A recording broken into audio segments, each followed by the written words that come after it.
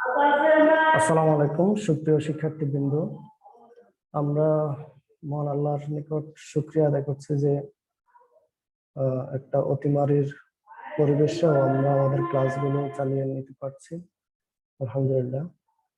তো আমরা আজকে আমাদের আইসিটি বিষয় নিয়ে আলোচনা করব। আইসিটি বিষয়ের প্রথম যে দুইটি অধ্যায় আছে, একটি হচ্ছে তথ্য যোগাযোগ প্রযুক্তি বিশ্ব বাংলাদেশ প্রেক্ষিত, আর দ্বিতীয় অধ্যায়টি হচ্ছে কমিউনিকেশন সিস্টেমস ও নেটওয়ার্কিং। তো এই দুইটি অধ্যায়ে মোটামুটি আমরা নিজেরা পড়লেও অনেক কিছু বুঝবো, কিন্তু তৃতীয় অধ্যায় থেকে শুরু করে পরের যে অধ্যায়গুলো আছে সেগুলো বুঝতে একটু সমস্যা হয় আমাদের। তো সেজন্য আমরা আমাদের ক্লাসগুলোতে তৃতীয় অধ্যায় থেকে শুরু করব। তৃতীয় অধ্যায় হচ্ছে সংখ্যা পদ্ধতি ও ডিজিটাল ডিভাইস। তো এরপরের যে অধ্যায়গুলো আছে এগুলো আমরা একটা একটা করে শেষ করে এরপরে আমরা প্রথম এবং দ্বিতীয় অধ্যায়গুলো নিয়ে পড়াশোনা করব। তো আজকে আমরা শুরু করছি সংখ্যা পদ্ধতি ও ডিজিটাল ডিভাইস। তো এখানে সংখ্যা পদ্ধতি আমাদের অধ্যায়টা দুইটা অংশে বিভক্ত, একটা হচ্ছে সংখ্যা পদ্ধতি আর আরেকটা হচ্ছে ডিজিটাল ডিভাইস। তো সংখ্যা পদ্ধতি হচ্ছে আমরা সংখ্যা নিয়ে সাধারণত সংখ্যাকে প্রকাশ করার জন্য, সংখ্যা গণনা করার জন্য যে পদ্ধতিটা ব্যবহার করি সেটা হচ্ছে সংখ্যা পদ্ধতি। আর ডিজিটাল ডিভাইস হচ্ছে, আমরা ডিজিটাল ডিভাইস বোঝার জন্য প্রথমে ডিজিটাল শব্দটা একটু বোঝা দরকার। ডিজিটাল হচ্ছে সংখ্যা ভিত্তিক, মানে হচ্ছে যে ডিভাইস গুলো, আমরা যদি ডিজিটাল ডিভাইস নিয়ে আলোচনা করি তাহলে ডিজিটাল ডিভাইস হচ্ছে যে ডিভাইস গুলো সংখ্যা ভিত্তিক ডিভাইস, অর্থাৎ যে যন্ত্রগুলো সংখ্যার উপর ভিত্তি করে চলে সেগুলো হচ্ছে ডিজিটাল ডিভাইস। তো সংখ্যা বলতে এখানে বিশেষ করে আমরা বাইনারি সংখ্যা বুঝবো, যে ডিভাইস গুলো বাইনারি সংখ্যার উপর ভিত্তি করে চলে সেগুলো হচ্ছে ডিজিটাল ডিভাইস। তো এই অধ্যায়ের ডিজিটাল ডিভাইস অংশে আমরা একটা ডিজিটাল ডিভাইস চলার জন্য যে মূল ভিত্তি যে সার্কিট গুলো সেগুলো সম্পর্কে এখানে ধারণা নেব। আর প্রথম অংশ সংখ্যা পদ্ধতিতে আমরা মূলত সংখ্যা পদ্ধতি কি জিনিস, বিভিন্ন ধরনের সংখ্যা পদ্ধতি, সংখ্যা পদ্ধতির রূপান্তর, এরপর হচ্ছে বিশেষ করে বাইনারি সংখ্যা পদ্ধতি নিয়ে আমাদের এখানে একটু কাজ করা লাগবে। বাইনারি সংখ্যা পদ্ধতি যোগ বিয়োগ এগুলো নিয়ে কাজ করা লাগবে, একের পরিপূরক, দুইয়ের পরিপূরক, এরপর আছে কোড, এই জিনিসগুলো নিয়ে আমরা এখানে আলোচনা করব। তো আমরা প্রথমে দেখি যে সংখ্যা পদ্ধতি কি জিনিস। তো আমরা প্রথমে বলেছিলাম যে সংখ্যা পদ্ধতি জিনিসটা হচ্ছে আমরা যে পদ্ধতির সাহায্যে সংখ্যাকে প্রকাশ করতে পারি।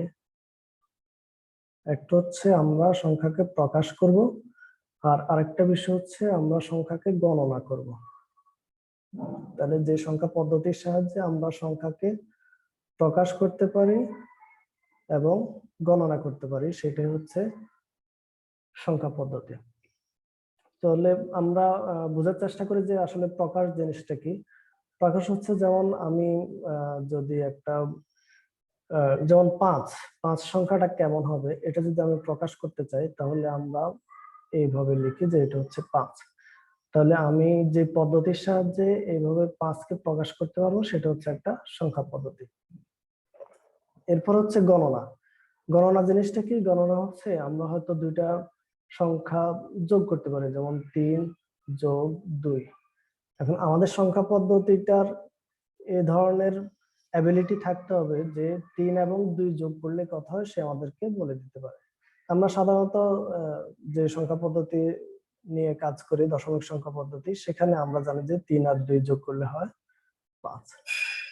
তাহলে এখানে দুইটা জিনিস, একটা হচ্ছে আমরা সংখ্যাটাকে প্রকাশ করলাম, 5 সংখ্যাটাকে কিভাবে প্রকাশ করলাম সেটা আমার সংখ্যা পদ্ধতি বলে দিবে। আর আরেকটা জিনিস হচ্ছে গণনা, যে আমরা দুইটা সংখ্যাকে যোগ করলে অথবা বিয়োগ করলে, গুণ করলে, ভাগ করলে এটা রেজাল্টটা কি হবে সেটা আমাদেরকে আমাদের সংখ্যা পদ্ধতি বলে দিতে হবে। তাহলে আমরা এটা জানলাম যে সংখ্যা পদ্ধতি হচ্ছে সেই পদ্ধতি যেটার সাহায্যে আমরা সংখ্যাকে প্রকাশ করতে পারি আর হচ্ছে সংখ্যাকে গণনা করতে পারি। এরপর আমরা দেখি যে সংখ্যা পদ্ধতি কয় ধরনের হয়। সংখ্যা পদ্ধতি সাধারণত দুই ধরনের। তার মধ্যে একটা হচ্ছে নন পজিশনাল নাম্বার সিস্টেম। আমরা নন পজিশনাল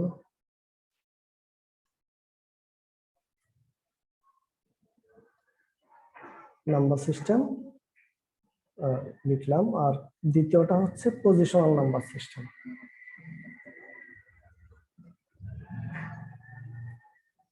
নন পজিশনাল নাম্বার সিস্টেমটা নিয়ে আগে কাজ করা হতো। এখানে সংখ্যার স্থানের উপর ভিত্তি করে কোনো ক্যালকুলেশন করা হতো না, স্থান এখানে বিবেচ্য বিষয় ছিল না। তো নন পজিশনাল সংখ্যা পদ্ধতিটা আগে ব্যবহার করা হতো, যেমন রোমান সংখ্যা পদ্ধতি, হায়ারোগ্লিফিক সংখ্যা পদ্ধতি, এগুলোতে নন পজিশনাল সংখ্যা পদ্ধতিটা ব্যবহার করা হতো। আর এখন বর্তমানে যেই সংখ্যা পদ্ধতি ব্যবহার করা হয় সেটা হচ্ছে পজিশনাল সংখ্যা পদ্ধতি। তো পজিশনাল সংখ্যা পদ্ধতিতে যেমন আমরা যদি একটা সংখ্যা লিখি যে 1, 5, 1, এখানে 151 একটা সংখ্যা, যে সংখ্যাতে 3টা অঙ্ক আছে, একটা হচ্ছে 1, আর একটা হচ্ছে 5, আর একটা হচ্ছে 1।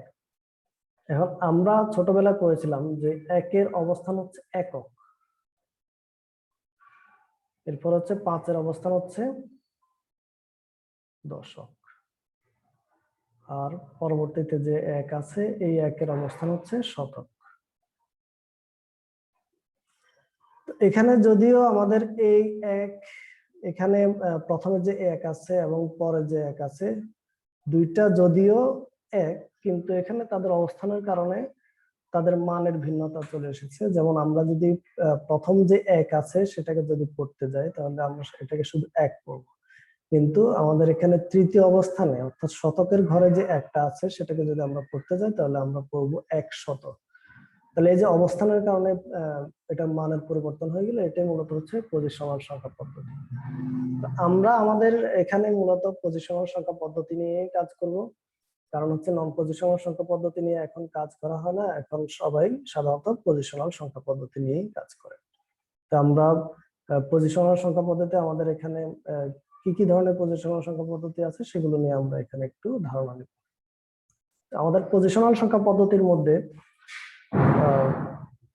একটি হচ্ছে দশমিক সংখ্যা পদ্ধতি। আমরা যদি লিখি এভাবে, একটা হচ্ছে দশমিক সংখ্যা পদ্ধতি, দশমিক বা আমরা এটাকে বলি ডেসিমেল সংখ্যা পদ্ধতি।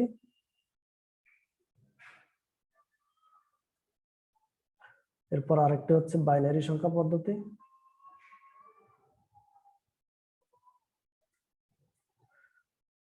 এরপর আরেকটি হচ্ছে অক্টাল সংখ্যা পদ্ধতি।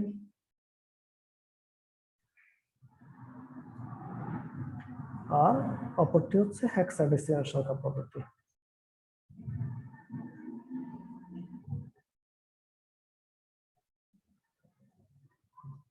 তাহলে এই 4 ধরনের সংখ্যা পদ্ধতি আছে। একটা হচ্ছে দশমিক, দশমিক মানে হচ্ছে 10 ভিত্তিক, বা এটাকে আমরা ডেসিমালও বলি। আরেকটা হচ্ছে বাইনারি, বাই মানে হচ্ছে 2। তো যে সংখ্যা পদ্ধতিতে এখানে মূলত আমাদের যে দশমিক, বাইনারি, অক্টাল, হেক্সাডেসিমাল যে নামগুলো এসেছে সেগুলো সাধারণত আমাদের এখানে মৌলিক প্রতীক কয়টা আছে প্রত্যেকটা সংখ্যা পদ্ধতিতে সেই প্রতীকের উপর ভিত্তি করে, ওই প্রতীকের সংখ্যার উপর ভিত্তি করে নামগুলো দেওয়া হয়েছে। যেমন দশমিক যে সংখ্যা পদ্ধতি, এটাতে মৌলিক প্রতীক আছে 10টি হচ্ছে মৌলিক প্রতীক। এরপর বাইনারি সংখ্যা পদ্ধতিতে মৌলিক প্রতীক আছে এখানে 2টি। বাই মানে হচ্ছে 2, আমরা বাইসাইকেল বলি। বাইসাইকেল মনে হচ্ছে মূলত হচ্ছে দ্বিচক্রযান, যেখানে 2টা চাকা থাকে, তো এই জন্য বাইনারি হচ্ছে 2। অক্টাল হচ্ছে 8, আর হেক্সাডেসিমাল হচ্ছে 16। এখানে 2টা অংশ হেক্সাডেসিমালে, একটা হচ্ছে হেক্সা মানে হচ্ছে 6, আর আরেকটা হচ্ছে ডেসিমাল, ডেসিমাল মানে হচ্ছে 10, মানে 10 আর 6 মিলে যা হয় সেটা হচ্ছে হেক্সাডেসিমাল। তাহলে মূলত এই নামগুলো এসেছে আমাদের এখানে মৌলিক প্রতীক কয়টা আছে সেটার উপর ভিত্তি করে। যেমন দশমিক সংখ্যা পদ্ধতিতে মৌলিক প্রতীক আছে 10টি, বাইনারি সংখ্যা পদ্ধতিতে মৌলিক প্রতীক আছে 2টি, অক্টাল সংখ্যা পদ্ধতিতে মৌলিক প্রতীক আছে 8টি, হেক্সাডেসিমাল সংখ্যা পদ্ধতিতে মৌলিক প্রতীক আছে 16টি। তাহলে আমরা এখন দেখবো যে মৌলিক প্রতীকগুলো কি কি আছে প্রত্যেকটা সংখ্যা পদ্ধতিতে। তো আমরা প্রথমে দশমিক সংখ্যা পদ্ধতিটা নিই। দশমিক সংখ্যা পদ্ধতিতে মৌলিক প্রতীক কি কি আছে আমরা সেটা দেখি। তাহলে প্রথম হচ্ছে দশমিক, আমরা এখানে লিখলাম দশমিক সংখ্যা পদ্ধতি। এখানে মৌলিক প্রতীক আছে 10টি, আমরা আগেই বলেছিলাম যে মৌলিক প্রতীক আছে 10টি। তাহলে কি কি সেগুলো? একটা হচ্ছে 0, 1, 2, 3, 4, 5 6 7 8 9। তো আমাদের এখানে দশমিক সংখ্যা পদ্ধতিতে মোট মৌলিক প্রতীক আছে 10টি, 0 থেকে শুরু করে 9 পর্যন্ত। তো আমরা দশমিক সংখ্যা পদ্ধতিতে যদি কোনো সংখ্যা লিখতে যাই তাহলে আমরা এই 10টা মৌলিক প্রতীক দিয়ে লিখবো এবং আমরা এর বাহিরে আর কোনো মৌলিক প্রতীক ব্যবহার করতে পারবো না, এর বাহিরে আমরা আর কোনো প্রতীক ব্যবহার করতে পারবো না। তাহলে দশমিক সংখ্যা পদ্ধতিতে আমরা যদি কোনো সংখ্যা প্রকাশ করতে চাই তাহলে এই 10টা মৌলিক প্রতীক ব্যবহার করব। আচ্ছা, এরপর হচ্ছে বাইনারি। আমরা বাইনারিটা লিখি। বাইনারি, আচ্ছা, বাইনারি মানে হচ্ছে আমরা আগে বলেছিলাম যে 2, এখানে মৌলিক প্রতীক আছে 2টি, একটা হচ্ছে 0 আর আরেকটা হচ্ছে 1। তাহলে আমরা বাইনারি সংখ্যা পদ্ধতিতে যত সংখ্যাই লিখি, যত ক্যালকুলেশনই করি, শুধুমাত্র এই 2টি মৌলিক প্রতীকের উপর ভিত্তি করে আমরা সকল কাজ করব। একটা হচ্ছে 0 এবং আরেকটা হচ্ছে 1। তো এর বাইরে আমরা আর কোনো কিছু নিয়ে কাজ করতে পারবো না। বাইনারি নিয়ে যখন কাজ করব, দশমিকে যেভাবে আমরা 2 3 4 এগুলো নিয়ে কাজ করতে পারতাম, বাইনারিতে আমরা সেটা পারবো না। আচ্ছা, এরপর একটা হচ্ছে অক্টাল। আমরা অক্টালটা লিখি। ওকে, অক্টাল। তাহলে অক্টাল মানে হচ্ছে 8। আমাদের এখানে মৌলিক প্রতীক আছে 8টা, 0 1 2 3 4 5 6 7। এই 8টা হচ্ছে আমাদের এখানে মৌলিক প্রতীক। আচ্ছা, এরপর আমরা অর্থাৎ আমরা যদি অক্টাল নিয়ে কাজ করি, আমরা 0 থেকে 7 এই 8টা নিয়েই কাজ করতে পারবো, এর বেশি আর কিছু লিখতে পারবো না, আর কোনো কিছু দিয়ে কাজ করতে পারবো না। এরপর সর্বশেষ হচ্ছে হেক্সাডেসিমাল।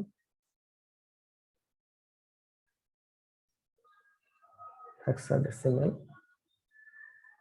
হেক্সাডেসিমাল মানে হচ্ছে 16। আমরা বলেছিলাম যে এখানে মৌলিক প্রতীক আছে 16টি। তাহলে মৌলিক প্রতীক গুলো হচ্ছে 0 1 2 3 4 5 6 7 8 9। তাহলে এই পর্যন্ত আমরা আগে থেকেই চিনি, 9 পর্যন্ত। কিন্তু আমাদের হেক্সাডেসিমালে আরো আছে, কারণ হচ্ছে 9 পর্যন্ত হয় কয়টা? মাত্র 10টা। তাহলে আর বাকিগুলো কি কি? 9 এর চাইতে ইমিডিয়েট বড় যেটা, সেটা হচ্ছে এ, তার চাইতে বড় বি, সি, ডি, আমরা এখানে লিখি, এরপর হচ্ছে ই, এরপর হচ্ছে এফ। তাহলে আমাদের এখানে কয়টা হলো? 0 থেকে 9 পর্যন্ত হচ্ছে 10টা, 11 12 13 14 15 16। আমাদের এখানে টোটাল আছে 16টা। তো আমরা তাহলে আমাদের এখানে কি কি সংখ্যা পদ্ধতি আমরা এখানে ব্যবহার করছি আমরা একটু দেখি। একটা হচ্ছে দশমিক, একটা হচ্ছে বাইনারি, অক্টাল আর হেক্সাডেসিমাল। তাহলে দশমিকে আমাদের এখানে মৌলিক প্রতীক আছে কয়টি? 10টি। বাইনারিতে মৌলিক প্রতীক আছে কয়টি? 2টি। অক্টালে মৌলিক প্রতীক আছে কয়টি? 8টি। আর হেক্সাডেসিমালে মৌলিক প্রতীক আছে 6টি। তো একটা সংখ্যা পদ্ধতিতে সাধারণত যে কয়টা মৌলিক প্রতীক থাকে, সেই সংখ্যাটাকে, যে কয়টি থাকে, ওই সংখ্যাটাকে ওই সংখ্যা পদ্ধতির বেজ বা ভিত্তি বলে। আমরা তাহলে একটা নতুন কিছু জানলাম, সেটা হচ্ছে বেজ বা আমরা যেটাকে বলি ভিত্তি। তাহলে আমরা আমাদের এই সংখ্যা পদ্ধতিগুলো থেকে দেখি যে দশমিকে মৌলিক প্রতীক আছে 10টি, তার মানে হচ্ছে দশমিক সংখ্যা পদ্ধতির বেজ হচ্ছে 10। দশমিক সংখ্যা পদ্ধতির বেজ হচ্ছে 10। এরপর বাইনারি সংখ্যা পদ্ধতিতে মৌলিক প্রতীক আছে 2টি, তার মানে হচ্ছে বাইনারি সংখ্যা পদ্ধতির বেজ বা ভিত্তি হচ্ছে 2। অক্টাল সংখ্যা পদ্ধতির মৌলিক প্রতীক আছে 8টি, তার মানে হচ্ছে অক্টাল সংখ্যা পদ্ধতির বেজ বা ভিত্তি হচ্ছে 8। হেক্সাডেসিমাল সংখ্যা পদ্ধতির মৌলিক প্রতীক হচ্ছে 16টি, যার কারণে হেক্সাডেসিমাল সংখ্যা পদ্ধতির বেজ বা ভিত্তি হচ্ছে 16। তাহলে আমরা বেজ সম্পর্কে জানলাম যে কোনো একটা সংখ্যা পদ্ধতিতে যে কয়টি মৌলিক প্রতীক থাকে সেই সংখ্যাটাই হচ্ছে বেজ বা ভিত্তি। তো এরপর আমরা দেখব যে একটা সংখ্যা পদ্ধতি কিভাবে সংখ্যা গঠন করা যায়। তো সংখ্যা গঠনটা আমরা আগামী ক্লাসে ইনশাআল্লাহ দেখব কিভাবে সংখ্যা গঠন করা যায়। যেমন দশমিকে আমরা সংখ্যা গঠন বলতে আসলে আমরা কি বুঝি? দশমিক সংখ্যা পদ্ধতিতে আমাদের এখানে 0 থেকে 9 আছে, আমাদের এখানে কিন্তু সংখ্যা যে শুধু 0 থেকে 9 পর্যন্ত হবে এরকম না। 9 এর পরেও কিছু আসতে পারে, 9 এর পরে কত হবে, তারপরে কত হবে, তারপর কত হবে, এবং এই পরে কত হবে এটা আমরা কিভাবে বের করব সেই নিয়মটা আমরা আগামী ক্লাসে দেখব। শুধু দশমিক নয়, বাইনারিতেও যেমন এখানে 0 এবং 1 আছে, 0 এবং 1 এর পরের সংখ্যাটা কত, তারপরের সংখ্যাটা কত, তারপরের সংখ্যাটা কত, এই জিনিসগুলো আমরা আগামী ক্লাসে দেখব। অক্টাল হেক্সাডেসিমাল সবগুলো আমরা দেখব। তো তাহলে আজকের ক্লাস আমরা এখানে শেষ করছি। তো আজকের ক্লাস যেহেতু কোনো পার্টিসিপেন্ট নাই, শুধু আমি একাই আছি জুমে, তো এর জন্য আমরা কোনো প্রশ্ন উত্তরের সেশন নিতে পারছি না। আগামী ক্লাসে যদি পার্টিসিপেন্ট বাড়ে তাহলে আমরা আপনাদের কাছ থেকে প্রশ্নগুলো শুনবো এবং সেগুলোর উত্তর দেওয়ার চেষ্টা করব ইনশাআল্লাহ। তো সবাইকে ধন্যবাদ জানাচ্ছি আজকের ক্লাস দেখার জন্য। আসসালামু আলাইকুম ওয়া রাহমাতুল্লাহি ওয়া বারাকাতুহু।